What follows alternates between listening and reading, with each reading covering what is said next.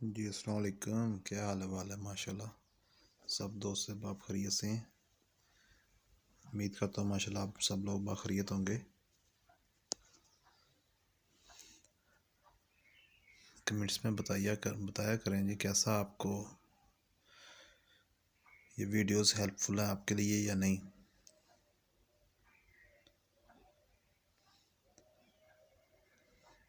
جی آج کا عنوان ہمارا میر تقی میر کا مقام بطور مثنوی نگار۔ کہتے ہیں اگرچہ میر کی شاعری کا مضبوط ترین حوالہ ان کی غزل ہے، تاہم وہ کسی خاص صنف میں بند نہیں ہیں۔ انہوں نے دیگر اصناف کی طرح مثنوی نگاری کی طرف بھی خصوصی توجہ دی۔ مثنوی کا وہ دور جسے میر حسن اور دیا شنکر نسیم کے دور سے موسوم کیا جاتا ہے، وہ مثنوی کی ترقی یافتہ شکل کا دور ہے۔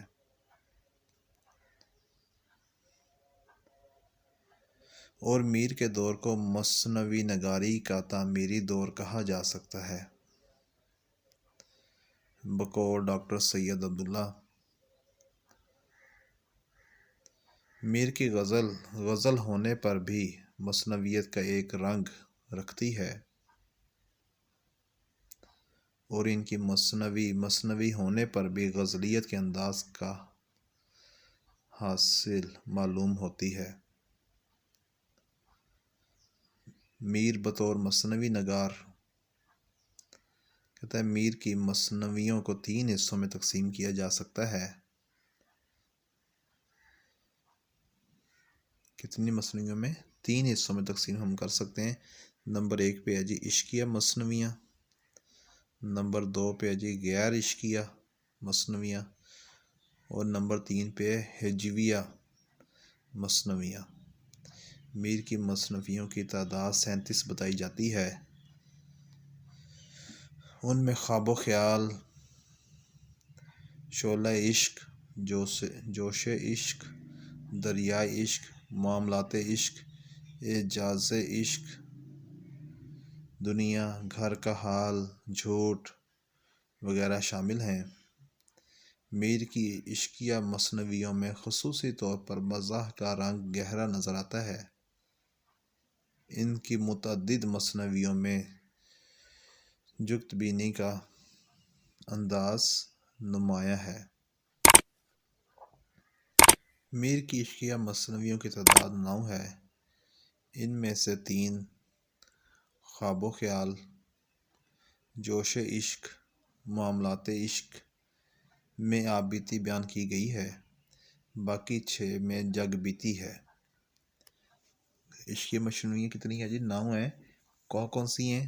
خواب و خیال، جوش و عشق، معاملات عشق میں آپ بیتی بیان کی گئی ہے، جبکہ باقی جو 6 ہیں ان میں جگ بیتی ہے۔ مثنوی خواب و خیال کی تو یہ مثنوی فنی حوالوں سے نہایت عمدہ مثنوی ہے۔ پس منظر میں میر کی ناکامی محبت کی ساری داستان موجود ہے۔ میر کی ناکامی محبت کی ساری داستان موجود ہے۔ اس کے ساتھ ساتھ وہ واقعہ بھی جب میر پر دیوانگی طاری ہو گئی تھی اور انہی میں سے دور میں کوئی تصویر نظر آنے لگی تھی۔ اس تصویر کی غور اور نفسیاتی رد عمل کے نتیجے میں یہ مثنوی جدید نظم بن کر ابھری۔ یہ کب کا واقعہ جی؟ یہ اس وقت کا واقعہ جب میر پر دیوانگی طاری ہو گئی تھی اور ان کو کوئی تصویر نظر آنے لگی تھی۔ اس کے رد عمل کے نتیجے میں انہوں نے یہ مثنوی جدید نظم بن کر ابھری۔ میر کو ذہنی الجھاؤ اور جنون کا تجربہ ہوا، لیکن انہوں نے اپنی شاعری کے ذریعے اس سے نجات حاصل کی۔ یہاں میر کے ان عشقیہ جذبات کا اظہار ملتا ہے جو ان کی مشکہ شاعری میں جاری ہیں۔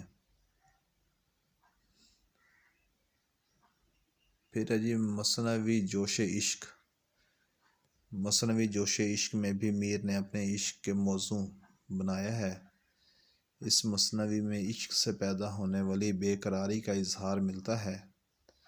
یہ مثنوی میر کے دلی جذبات کی ترجمان ہے۔ اس میں گہرے رنج و غم اور حسرت و باس کی صورتحال اور دل کی بے قراری اور عشقیہ اضطراب کی خوبصورت عکاسی ملتی ہے۔ کیا ہوتا ہے جی؟ مثنوی جوش عشق میں اس میں بھی میر نے اپنے عشق کے موضوع بنایا ہے۔ اس مثنوی میں عشق سے پیدا ہونے والی بے قراری کا اظہار ملتا ہے۔ یہ مثنوی میر کے دلی جذبات کی ترجمان ہے۔ اس میں گہرے رنج و غم اور حسرت و باس کی صورتحال اور دل کی بے قراری اور عشقیہ اضطراب کی خوبصورت عکاسی ملتی ہے۔ اس کے بعد ہے جی مثنوی معاملات عشق۔ مثنوی معاملات عشق میں بھی میر نے اپنے عشق کی داستان رقم کی ہے۔ اس میں بعض حقیقی واقعات و تجربات بیان کیے گئے ہیں جن کے مطالعے سے معلوم ہوتا ہے کہ شاعر کے محض سنی سنائی باتوں کے اظہار کی کوشش نہیں کی۔ اس مثنوی کے مطالعے سے کیا معلوم ہوتا ہے کہ شاعر نے محض سنی سنائی باتوں کے اظہار کی کوشش نہیں کی بلکہ ان تجربات کو پیش کیا ہے جن سے وہ خود گزرا ہے۔ وہ مجازی عشق کو بڑا مرتبہ دیتے ہیں اور اسے اس مقام بلند پر فائز کر دیں جو اس سے پہلے عشق حقیقی کو حاصل تھا۔ وہ عشق کو زندگی کی سب سے بڑی سچائی اور حقیقت خیال کرتے ہیں۔ انہوں نے اپنی مثنویوں میں کیا لکھا جی؟ صرف سنی سنائی باتوں پہ اعتبار نہیں کیا بلکہ جن تجربات سے خود گزرے ہیں ان کو انہوں نے تحریر کی ہے۔ وہ مجازی عشق کو بڑا رتبہ دیتے ہیں اور اس مقام بلند پر فائز کر دیتے ہیں جو اس سے پہلے عشق حقیقی کو حاصل تھا۔ وہ عشق کو زندگی کی سب سے بڑی سچائی اور حقیقت خیال کرتے ہیں۔ اب ہم لیتے ہیں جی مثنویات میر کا فکری اور فنی جائزے کی بات کرتے ہیں۔ میر نے عشقیہ مثنویوں میں اپنے زمانے کے مشہور و معروف عشقیہ قصوں کو منظوم کیا ہے۔ ان مثنویوں میں شعلہ عشق اور دریائے عشق ان کی نمائندہ مثنویاں ہیں۔ شعلہ عشق کو شعلہ شوق بھی کہا جاتا ہے۔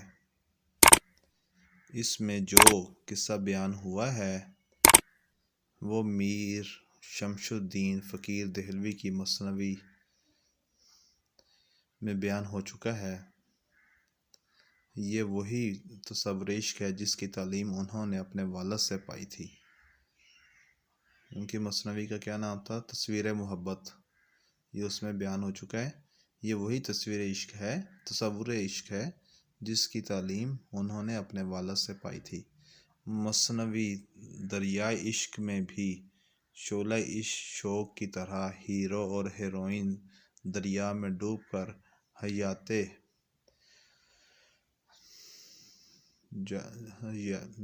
کر جو قصہ نظم ہوا ہے اس میں کوئی پر اسراریت نہیں ہے۔ میر کی عشقیہ مثنویوں میں عاشق کی موت پر معشوق یا معشوق کی موت پر عاشق بھی جان دینے پر مجبور ہو جاتا ہے۔ میر کے نزدیک عشق ایک ایسا روگ ہے جو موت کے بعد بھی پیچھا نہیں چھوڑتا۔ میر کے نزدیک عشق ایک ایسا روگ ہے جو موت کے بعد بھی پیچھا نہیں چھوڑتا۔ قلبی کیفیات و واردات کا بیان کہتا ہے میر قصے کی بجائے دلی کیفیات اور واردات کو بیان کرنے پر زور دیتے ہیں۔ ان کی مثنویوں میں قصہ محض ایک قالب ہوتا ہے جس میں وہ عشق کی کیفیات کو بیان کرتے ہیں۔ ان کی عشقیہ مثنویوں سے معلوم ہوتا ہے کہ وہ اپنے ہی غموں کے قصے بیان کر رہے ہیں۔ ان میں کمال کی بات یہ ہے کہ وہ شدت سے عشق کرتے ہیں۔ میر کی غیر عشقیہ عشقیہ مثنویوں کی بات کریں تو کہتا ہے میر کی غیر عشقیہ مثنویوں میں ساقی نامہ، جنگ نامہ، شکار نامہ اول، شکار نامہ دوم شامل ہیں۔ ان دونوں شکار ناموں میں نواب آصف الدولہ کے شکار پر جانے کو موضوع بنایا گیا۔ اس کے بعد ہے جی ہجویہ مثنویاں۔ میر کی کلیات میں 13 ہجویہ مثنویاں ملتی ہیں، جن میں سے چند ایک درج ذیل ہیں۔ کہ ہجویہ مثنویوں کو 2 حصوں میں تقسیم کیا جا سکتا ہے۔ اول جو ان کی اپنی ذات اور ماحول سے متعلق ہیں، دوم وہ جن میں دوسرے افراد کے بارے میں اپنی رائے دی گئی ہے۔ پھر جی سلاست و روانی۔ میر کی مثنویوں میں سلاست و روانی پائی جاتی ہے۔ معلوم ہوتا ہے کہ وہ بے تکلفانہ طور پر جو قلم سے نکلتا ہے اسے لکھتے چلے جاتے ہیں۔ وہ جذبات کی شدت کو نمایاں کرنے والی زبان استعمال کرتے ہیں۔ ان کے ہاں مشاہدہ کی سچائی اور بیان کی سادگی کا انداز نمایاں ہے۔ ان کے ہاں مشاہدہ کی سچائی اور بیان کی سادگی کا انداز نمایاں ہے۔ یہ آپ کے سامنے ایک ادنا سی کوشش تھی۔ امید کرتا ہوں آپ کو پسند آئی ہوگی۔ پسند آئے تو لائک کیجیے گا، نا پسند آئے تو ان لائک کر دیجیے گا۔ کچھ کیجیے گا ضرور۔ ساتھ میں چینل کو ابھی تک سبسکرائب نہیں کیا تو اس کو سبسکرائب کر لیں۔ ساتھ میں بیل آئیکن ہوگا، اس کو پریس کر دیں۔